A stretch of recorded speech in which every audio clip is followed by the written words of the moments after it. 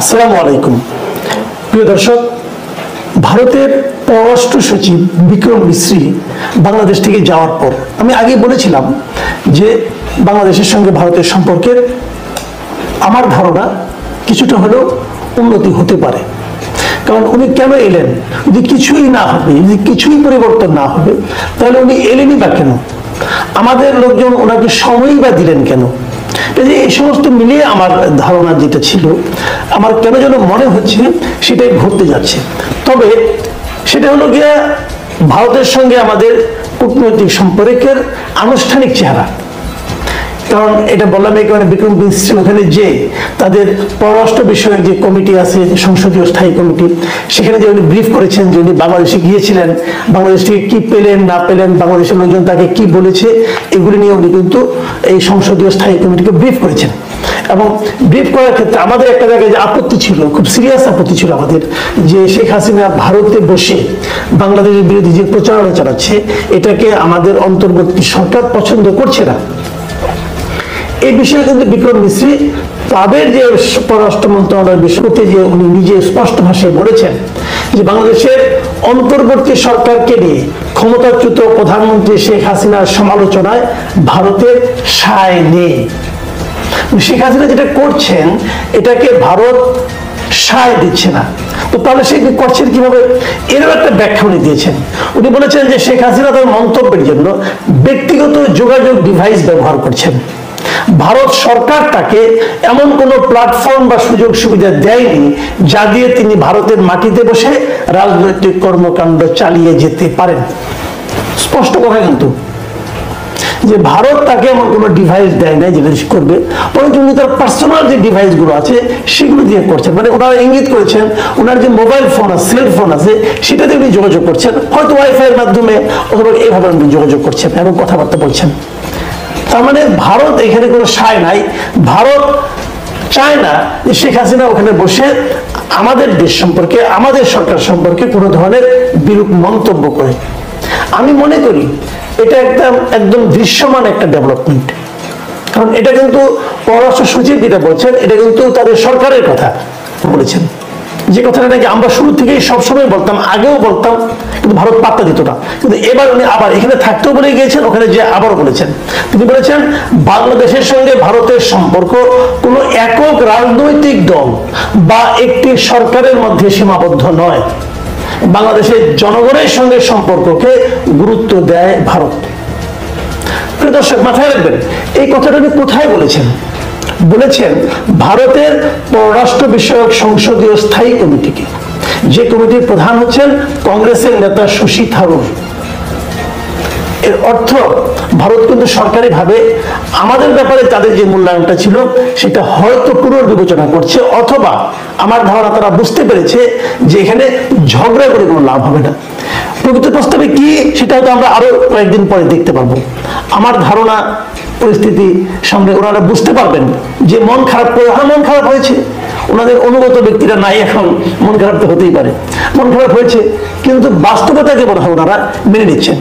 যখন সরকারের পক্ষ থেকে এই ধরনের মন্তব্য আসছে, তখন ভারতের এই খুচরা মুচরা রাজনৈতিক দলের যে নেতা যারা আছেন, অথবা বড় দলের খুচরা নেতা যারা আছেন, যারা লাফালাফি করছেন, বিশেষ করে আমাদের সীমান্তবর্তী পশ্চিমবঙ্গে যারা রাজনীতিবিদ আছেন এবং সেখানকার বিজেপি যারা রাজনীতিবিদ আছেন, তাদের নমুনাটা কি, তাদের বক্তব্য কি, তাদের কথাবার্তা কি, এবং তাদের কথাবার্তা যদি আপনি শুনেন, আপনাদের মনে হবে এটা কি আমরা কোনো পলিটিক্যাল লিডারের কথাবার্তা শুনছি নাকি কোনো পাগল ছাগলের কথা শুনছি।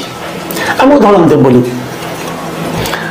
গতকালকে আমাদের এখানে সাম্প্রদায়িক সংঘাত হচ্ছে, এই সমস্ত কল্পিত কাহিনীর উপর ভিত্তি করে তারা একটা প্রতিবাদ সমাবেশ, বিক্ষোভ প্রদর্শন করে। সেখানে হাজির হয়েছিল পশ্চিমবঙ্গ বিধানসভার বিরোধী দলের নেতা শুভেন্দু অধিকারী। এই লোক একসময় তৃণমূল কংগ্রেস করতো, তারপরে বিজেপিতে জয়েন করে, বিজেপির একসময় মানে পশ্চিম রাজ্যের চেয়ারম্যানও হয় সে, এবং এখন সে পশ্চিমবঙ্গ বিধানসভার বিরোধী দলীয় নেতা। তিনি যে কথাবার্তাগুলি বলেছেন সেগুলো একটু আপনাদের সঙ্গে একটু শেয়ার করা দরকার। তিনি এখনো বলছেন যে বাংলাদেশের পরিস্থিতি খারাপ হচ্ছে, তখন বলছে যে আমরা বাংলাদেশের উপর নির্ভরশীল নই, বাংলাদেশই আমাদের উপর নির্ভরশীল। আমরা যদি 97টি পণ্য পাঠানো বন্ধ করি তাহলে আপনারা চাল ও কাপড় পাবেন না। মানে আমাদের কথা বলছে, আমরা নাকি চাল আর কাপড় পাবো না। তারপর বলছে আমরা যদি ঝাড়খণ্ড থেকে উৎপাদিত বিদ্যুৎ পাঠানো বন্ধ করি তাহলে 80% গ্রামে আলো জ্বলবে না। বুঝলি ভাই, আমরা তো ঝাড়খণ্ডের বিদ্যুৎ চাই না রে ভাই, আমরা তো এই হাত থেকে মুক্তি চাই।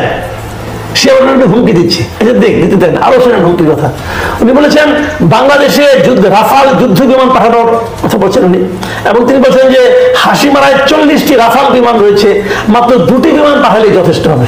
ইন্টারেস্টিং হলো, একদিন আগে রবিবার আর কি, সেখানে উনি বলছিলেন আরেকটা সভায় যে বাংলাদেশে রাফাল বিমান পাঠাবেন, ওখানে বলছিলেন যে একটা পাঠালেই নাকি হয়ে যাবে। আজকে ওর সব বেড়ে দুইটা হয়েছে। এইভাবে নানা ধরনের আক্রমণাত্মক কথা কিন্তু বিজেপির এই নেতারা বলছেন। শুভেন্দু অধিকারকে আপনি বিজেপি পশ্চিমবঙ্গের সর্বোচ্চ নেতা হিসেবে বিবেচনা করতে পারেন, তো বিজেপি যারা নাকি রাষ্ট্রীয় ক্ষমতা আছে তাদের পশ্চিমবঙ্গের আমাদের সবচেয়ে প্রতিবেশী যে সীমান্তবর্তী যে রাজ্য, সেই রাজ্যের যে বিরোধী দলীয় নেতা এবং বিজেপি মুখপাত্র বলা যায় তাকে, সে যখন এই ধরনের উন্মাদের মতো প্রলাপ বকেন তখন প্রশ্ন কিন্তু জাগে যে এতে কি আসলে বিজেপির কোনো সায় নাই? দেখুন, স্বদেশের ইউনুস সরকার নাকি কোনো বৈধ সরকার নয়, তারা চরমপন্থী, তারা উগ্রবাদী, তারা মানবতার বিরুদ্ধে, আবার তারা বলছেন যে তারা তালেবানের মতো। এই যে কথাগুলো বলেছেন এবং শেষে বলেছেন যে ইউনুসের সরকার শেখ হাসিনার বৈধ সরকারকে সরিয়ে দিয়েছে। কিভাবে? হাসিনা সরকার চলে যাওয়ার 3 দিন পর ইউনুস সরকার গঠন করেছে, তো কিভাবে সে সরাই দিল? ওই সময় সে দেশেও ছিল না। এই পাগল বলে কি? দেখেন ওনার দুরাশার মাত্রাটা বলি আপনাদেরকে, এটি হলো ওনার সম্পর্কে আবার শেষ কথা, আপাতত পরে না হয় আরেকদিন বলবো। তিনি বলেছেন শেখ হাসিনা আবার বাংলাদেশের প্রধানমন্ত্রী হিসেবে ফিরে যাবেন। শেখ হাসিনা বৈধ প্রধানমন্ত্রী, ডক্টর ইউনূসের সরকার অবৈধ। শেখ হাসিনা প্রধানমন্ত্রী হিসেবে ঢাকার বিমানবন্দরে নামবেন, তাকে স্যালুট দিয়ে অভ্যর্থনা জানাতে হবে। মানে ভাবখানা দেখে মনে হচ্ছে শেখ হাসিনা বোধহয় তার মাটা হয় আর কি, তার মা হয়, এবং তার জন্য তার জানটা কাঁদে, তাকে এখানে ফেরত আনবেন। আরে ভাই, আপনার এত মায়া লাগে, আপনার দেশে নিয়ে যান, আপনার এলাকায় রাখেন, আপনার নেত্রী বানান। বাংলাদেশে শেখ হাসিনা ফিরতে পারবেন কি পারবেন না, এটা নির্ভর করবে বাংলাদেশের মানুষ তাকে গ্রহণ করবে কি করবে না তার উপর।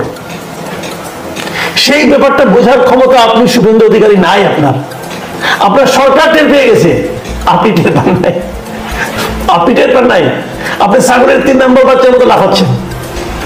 এবং মজার ব্যাপার হলো যে এই বিষয়গুলো নিয়ে এখন কিন্তু আমাদের এখানে আমি মনে করি কেউ পাত্তাও দেয় না, কেউ আলোচনাও করেন। তো বলবো যে আমি আলোচনা করলাম কেন? আলোচনা করলাম সবসময় সিরিয়াস টাইপের কথা বলি, তো আজকে নয় একটু রসিকতা করলাম, একটু হাসি তামসা করলাম, আপনাদের বিনোদন হলো, আমিও একটু বিনোদন অনুভব করলাম, এটাই মূল কারণ, আর কিছু না। শুভেন্দু অধিকারীকে আমি কোনো পাত্তা দিচ্ছি না, গুরুত্ব দিচ্ছি না, বাট বিক্রম মিস্ত্রির গুরুত্বটা আমি দিচ্ছি। বিক্রম মিস্ত্রির কথায় আমি কিন্তু অনুভব করছি যে ভারতের সঙ্গে ভারত বুঝতে পেরেছে যে বাংলাদেশের সঙ্গে তার সুসম্পর্ক রাখতে হলে বাংলাদেশকে সম্মান দিয়ে কথা বলতে হবে।